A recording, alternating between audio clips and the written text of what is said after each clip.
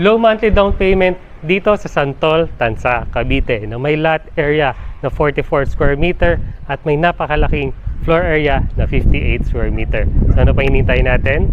Let's unlock your dream home.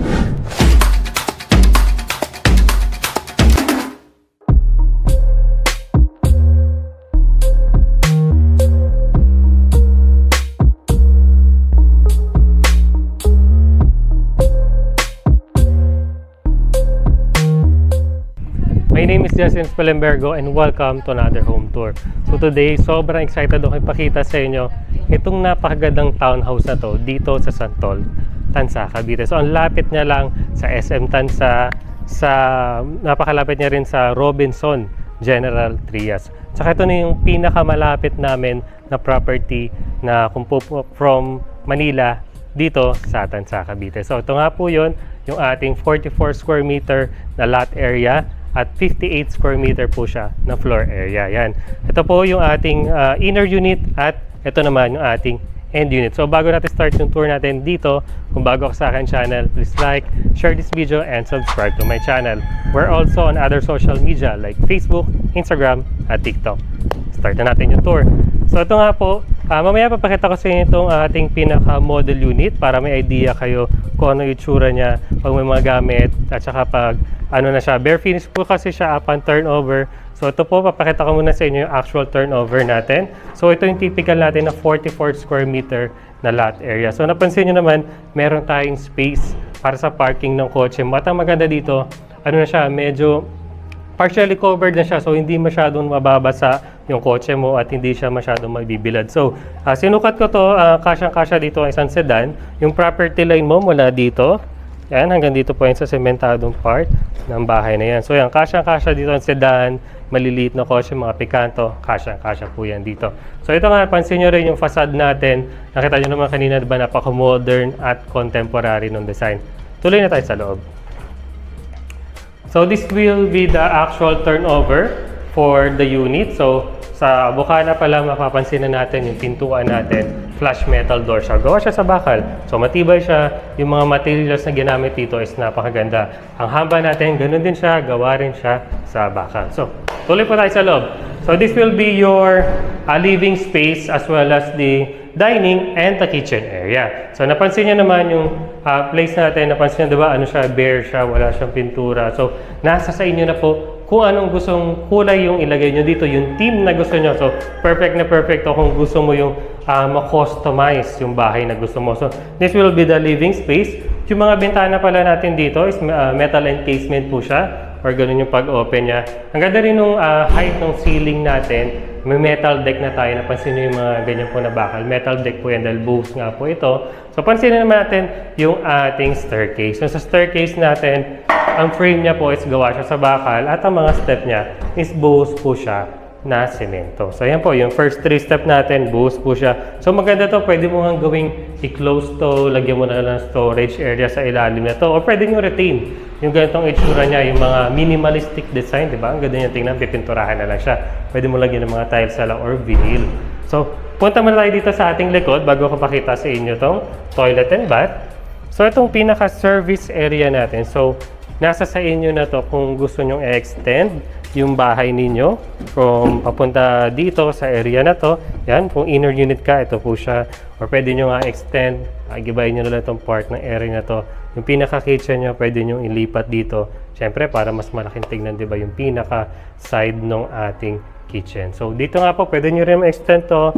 Pataasan mo pa yung area, pero pwede mong gawing laundry space yung pinakataas nito.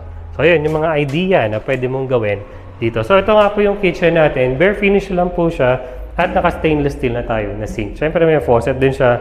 As is, pwede nyo gamitin to. So, pwede nyo lang yung base cabinet, overhead cabinet. Pero kung may budget pa, siyempre, future expansion ng bahay mo, pwede pa siya extend, papunta doon. So, dito naman tayo sa ating toilet and bath. Yung toilet and bath natin, maluwag siya. Tapos napansin nyo, diba, rough finish pa siya. So, perfect to. Pag magta-tiles kayo, di nyo na kailangan tiktikin kasi rough finish na nga po siya.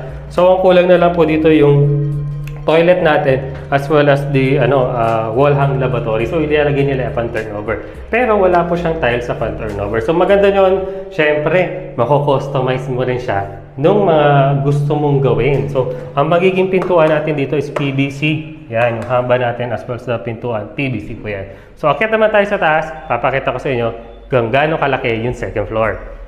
So, going here sa ating staircase, napansin nyo naman, ang ganda ng pagkagawa ng staircase natin. So, malapad siya. Kung magkakasulubungan kayo, wala tayong magiging problema. So, ito na yung exciting part dito sa ating model na to. Napakaluwag nung kanyang second floor. So, napansin nyo, di ba, yung second floor niya, yan, mula dito hanggang dito, di ba? Sobrang laki niya. Kasyang-kasya po dito ang 3 bedroom. So, sa model unit, 2 lang po yung ginawa nila, pero malalaking room yon. So, napansin nyo naman, dito sa ating model, dito sa Santol, napansin nyo, malapad yung pinaka-space na dahil nga extended, di ba, parking space yung ilalim nito, mas maluwag po, mas marami kang pwedeng gawin sa unit na to. Tapos, yung pintahan natin sa unahan, awning, tsaka metal encasement. At napansin nyo yung ceiling natin, di ba? Kung titignan mo yung ceiling natin, napakataas niya, di ba? So, isang pwede mong gawing idea na ito palagi sinasabi ko sa mga client namin dito. Napansin niyo yung mga biga, di ba? Ang kakapal ng biga. Pwede niyong lagyan na lang ng bakal. Gawin yung parang deck, yung pinakataas, yung ano siya, pwede niyong lagyan pa ng space or storage space or maliit na kwarto sa taas. Yan, di ba? Pwede mong lagyan ng butasan to, lagyan ng bintana dyan, isang room dito. Tapos, pwede pang, syempre, isa pang room sa taas. So, isa yun sa mga idea pwede mong gawin dito sa model na to dahil napakalaki nga ng bahay na to. So, ito naman po yung pinakalikod na bahagi. So, by the way, 2 po yung CR natin, isa sa baba at isa dito sa taas. So, same lang siya nandoon sa CR sa baba. Same din po siya ng finish, katulad din nung nasa baba. So, ang difference lang, syempre, yung ceiling natin. So, di ba, ang ganda ng bahay na to. So, bibigyan ko kayo ng idea kung anong pwedeng maging itsura niya pag may mga gamit na pinturado na at may mga partition. Doon tayo sa model unit. Yan, so dito naman po tayo sa ating pinaka-model unit or dress-up unit natin. So, napansin nyo sa ating facade, wala naman siya masyadong pinagkaiba. Ang pinagkaiba lang, syempre, yung flooring dahil naka-tiles na siya at sementado na siya. At as well, ano rin po to, end unit. Kaya may mga bintana siya sa gilid pag end unit. So, pag corner or end unit yung makukuha mong unit, so yan, ganito po siya, may mga bintana siya sa gilid. So, dagdag lighting yan sa loob ng bahay mo. So, tuloy na tayo sa loob. Nandito yung magagandang makikita natin. Yan. So, ito na po yung ating interior. So, welcome po dito sa ating model unit or dress-up unit dito sa Santol. So, napansin nyo naman, napakaganda, naka-tiles na siya. Meron, parang ano siya, may boho style yung ginawa or team nila dito sa lugar na to. Napansin nyo naman, naka-tiles tayo na gawa sa kahoy, yung itsura niya, at yung ceiling natin, painted na rin. So, ang ganda rin ng ating spacing for the living area. So, pwede mo lagay na lang yung TV mo sa side na yan, di ba? Tapos, ito na nga yung pinaka-living space natin. Ang ganda niya. Living space, sorry, the dining space as well as the kitchen. So, yan, may idea na kayo na pwede nyo gayahin dito. Or, pwede nyo rin gawin yung sinabi ko sa inyo kanina, di ba? Extension dun sa likod, yung pinaka-kitchen mo. So, dito naman tayo. So, ito yung itsura ng pinaka-toilet and bath natin. Siyempre, pag naka-tiles na siya, yan. Mas maganda siyang tignan. Kompleto na tayo ng accessories. So, upon turnover, meron po kayo dun toilet with water flush, saka wall hang lavatory. So, tiles na nga lang papagawa mo. Saka, pinalagyan na nila ng ceiling. So, akyat tayo sa taas. Papakita ko sa inyo yung 2 room na ginawa nila dito. So, moving here sa ating staircase, diba ang ganda nung ginawa nila? Yung sinabi ko sa inyo kanina, nilagyan na ng vinyl tiles. Tapos, may anti-slip na lang silang ginawa. Tapos, pininturahan nila para minimal yung kanyang design. So, umpisahan ko yung tour natin dito sa second floor. Hindi dito sa master bedroom, kundi dito sa pinakaunahan na part na bedroom.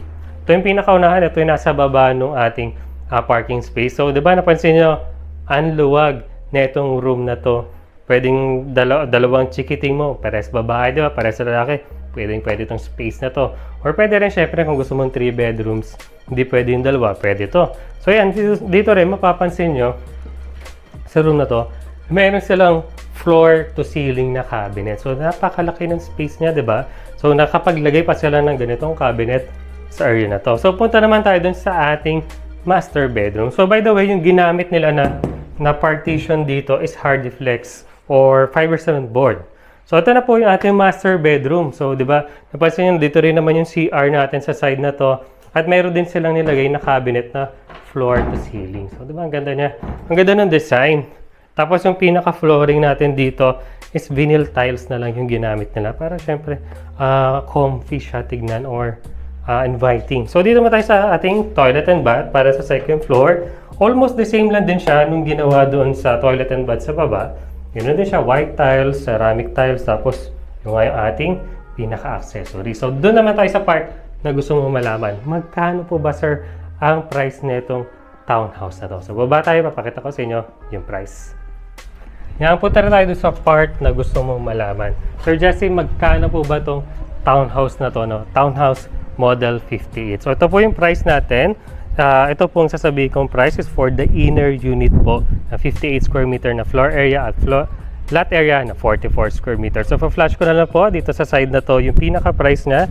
Ito po ay Pag-ibig Financing. Ang total contract price po natin is 2,412,000 at meron po tayong down payment na 94,000 po. So less reservation fee. Ang reservation fee po natin is 5,000 pesos lang. So tama po yung narinig nyo, 5,000 pesos po ma-re-reserve mo na itong napakagandang bahay na to. Siyempre, liless na natin yung sa down payment natin, that is 89,000 po, and then 18 months to pay po, that is 4,445 pesos for 18 months. So for 18 months po, 4,945 lang po siya, napakababa lang po. At ang loan natin sa Pag-ibig, that is 2,318,000. At ang monthly amortization natin for 30 years po is 14,462 pesos. At ang required income natin for this house is 41,319 pesos. So yun po yung price natin for this townhouse model 58 po. Kung interested ka sa bahay na to, please contact us on our Facebook page. Yung pinakaunang link po dyan sa baba ng description, click nyo lang po yan, diretso na po yan sa amin Facebook Messenger. So thank you so much for watching. Kung nagustuhan mo itong video na to, please like, share this video, and subscribe to my channel. We're also on other social media like Facebook, Instagram, at TikTok. Thank you so much for watching, and see you on the next one.